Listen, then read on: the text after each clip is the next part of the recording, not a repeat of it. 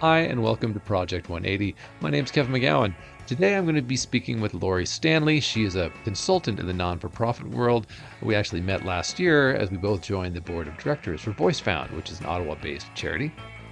Now, she's been in the scene for quite a while, and she's worked with a lot of not-for-profits over the years, but where she focuses now is on helping nonprofits develop their strategy, their strategic plan, and how to follow that through and really become successful.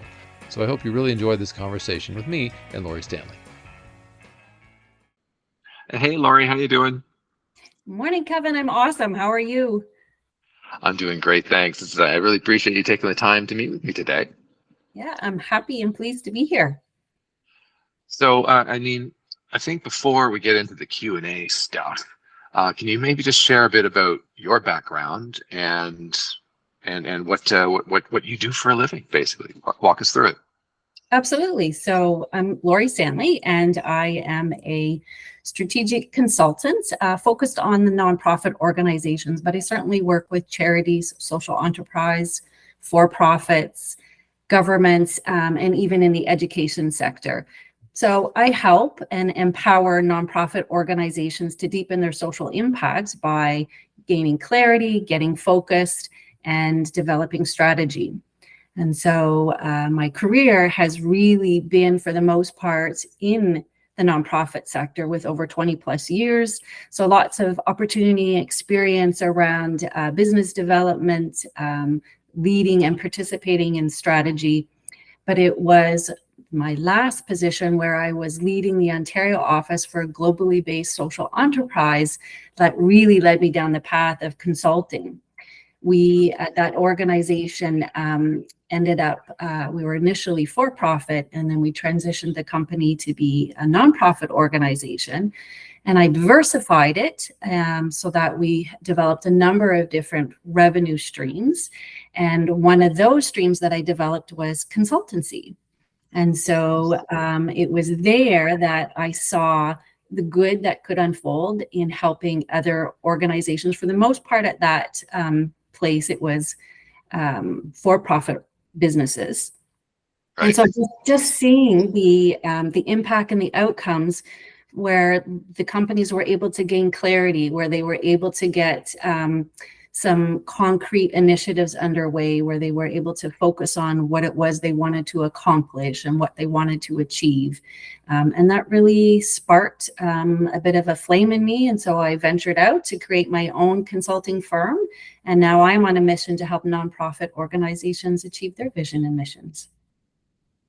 Well, that's quite a tale. I didn't realize, or maybe I'd even forgotten in our previous conversation, that you taken this kind of for-profit organization and pivoted it to non-for-profit. So that's quite the shift. Not just, it's a lot of paperwork, I imagine, but just conceptually for the team to make that shift must have been quite a challenge.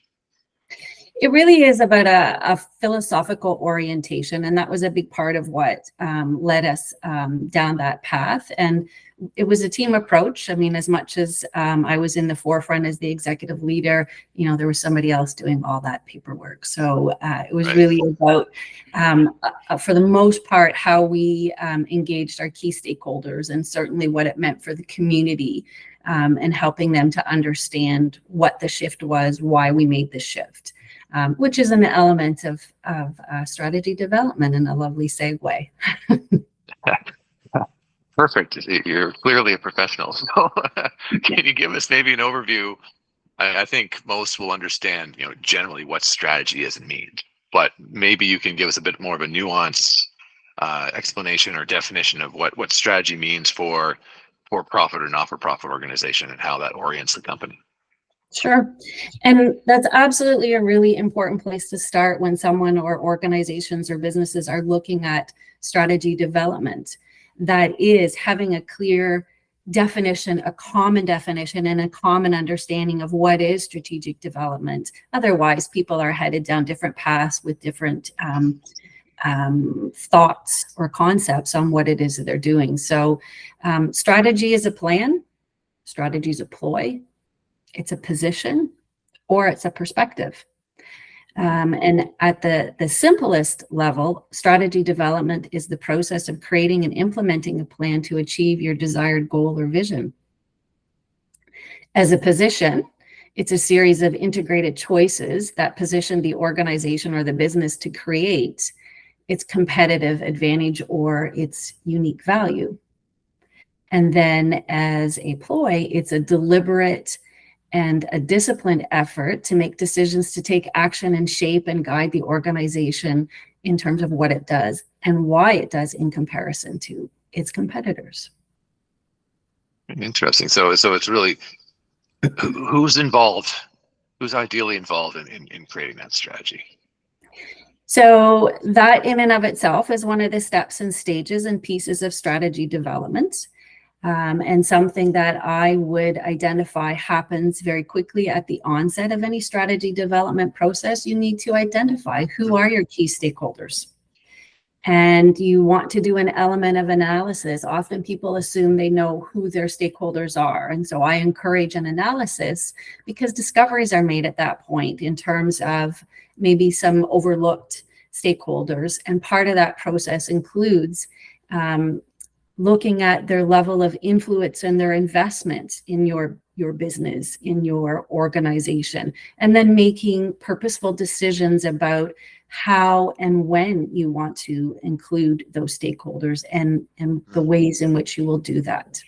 So who's included really depends on you as an organization and the decisions you make around it. But key considerations are customers in the nonprofit sector, your service users, your suppliers in the for-profit, in the nonprofit, looking at your funders, always considering your partners, always considering donors, governance structures for both of those different kinds of entities. So you can shape it up in any way that fits for each particular business or organization. Right. I think what I put on my PMP hat, right, and I think of the whole theory of project management being, well, one of the major aspects is stakeholder management, and so that's really what you're describing. And I like how you describe, not just the list of them, but their level of influence as well, which is really critical. It's easy to create a list, but then you have to kind of rate everybody. Okay, well, this group or this individual is going to have this much impact. The actual clients maybe of the organization, they should have, this big of a say compared to, this organization or whatever. So it's really critical that you have a holistic view on developing that strategy, because they're all going to hopefully benefit from the strategy once it's, signed off and you start operationalizing it. Exactly. And certainly people who have been engaged in a process are more apt to support it and more apt to buy into it and to understand their role and to be able to implement it. And, one of the things that can happen is you make a decision to include particular key stakeholders in the strategy development process, sitting on the committee or leading a particular process as you plan.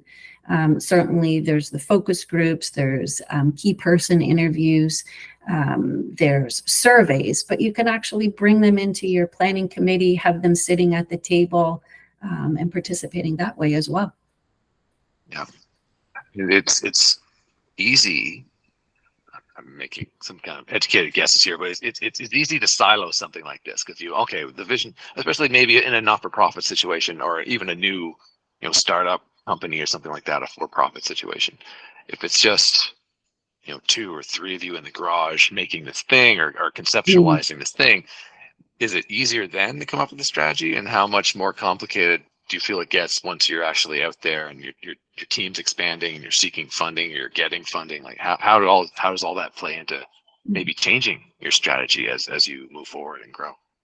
Well, it'd be really easy in that sense for a few people to just create it wherever, what space they're in. But let's think about how well that's going to go over with the rest of the group that hasn't been engaged in it. So, historically, strategic planning, strategic development was a process that the board or governance engaged in, and then kind of rolled it out. But strategic planning these days is much more about a holistic process, as you mentioned earlier. So in terms of, strategy development and execution, the strategy development part is actually the easier part of it. I mean, if you think about, if you go back to the definitions, it's strategy, and then it's the plan. And often that is where things fall down, is people create this lovely plan. They think they've landed. They think they're there. Yeah. And then it ends up sitting on the shelf and it doesn't get implemented. So execution is a key component, because strategic planning and development is an iterative process. It's cyclic. It's not a one and done kind of thing. And so you do want to start with the concept of execution at the onset and consider it from day one in your planning process.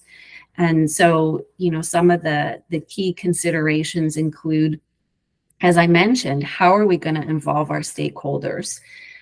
Some other execution components are around your infrastructure. So what kind of HR components, in terms of, do we have the capacity to actually invest in this strategy and action it? Do we have the time?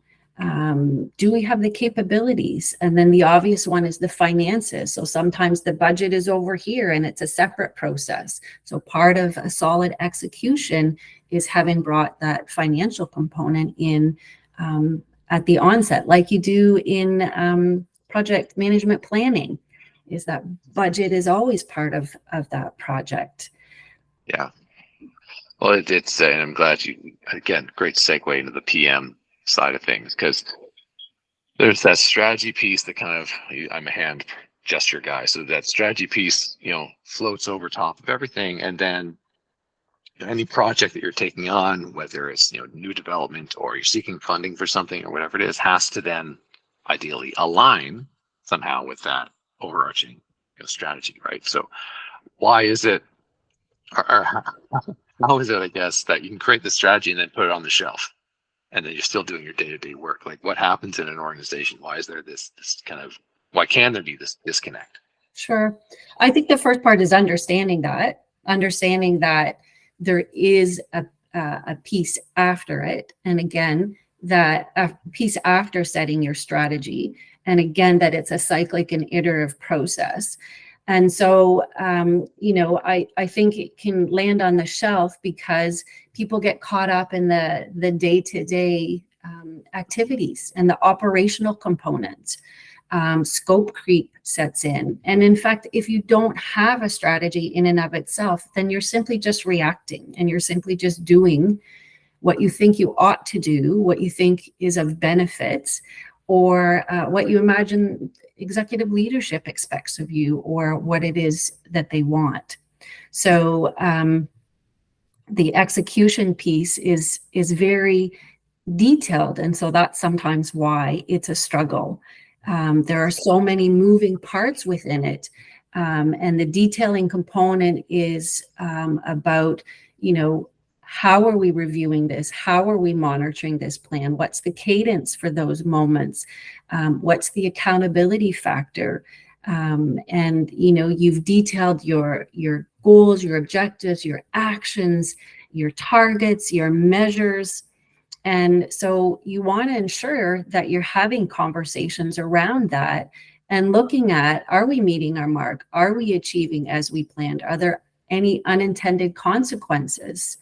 And certainly needing to readjust. I mean, that's part of having an agile, iterative, cyclic process, is reviewing it. You've tested it, you tried that didn't work. We're not hitting the mark. And not being afraid to readjust things. And if there's anything that we've learned over the last few years, we really need to be positioned to manage those market and environmental changes.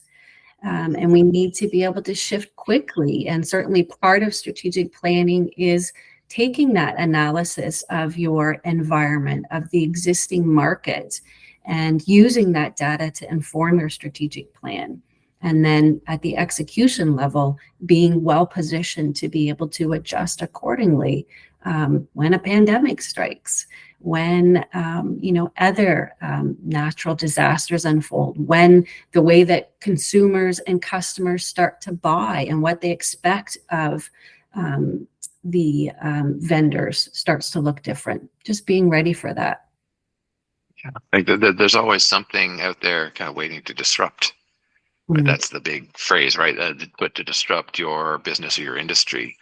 Like COVID, obviously, huge example. Where I was working at the time, basically the organization nearly had to shut down completely because we did in-person training classes. Right, so there was no other business. That was the business. Without being able to do that, the whole thing just shrank almost down to nothing. So it was a real opportunity to reconsider the strategic plan for that organization and really what other goals might there. Yes, we want to serve this kind of client in this particular way, but if something like this happens again, we might not survive it. So we've got to actually diversify and think about other ways to approach the business. Yeah, and many organizations understand the concept of risk assessment or risk analysis. And one of the conversations I encourage them to have is, what are the things you feel really secure in? And, that might be a really good example where, feeling secure, great things are happening around this training, and talking about what do you feel secured in can actually help you consider curveballs like a pandemic in an environment. I'm not suggesting anybody could see that coming and we, could have been prepared for that, but to consider what are the things that you feel secured in that you're not worried about, and is there something around that? And, there's really great examples like Blockbuster that, Netflix was knocking on their door saying, hello, we have an idea. And Blockbuster said no. And, it's an unfortunate history. And so, that's an example of that market analysis. And being able to pivot with what's happening in market industry. Well, Lori, maybe that's a good place to wrap it. I know we're going to do a part 2. We're going to dig a little deeper into the not-for-profits. This is a preview for anybody who's watching now to watch the next one. But would you like to share where people can get in touch with you? Sure. So I hang out a lot on LinkedIn. Which is also a great place to actually learn a little bit more about my approach, my style, and to see if that's something that resonates with you. And I also have a website, so nonprofit consulting.ca. And you can reach me by email at Lori, which is LORI, at nonprofitconsulting.ca.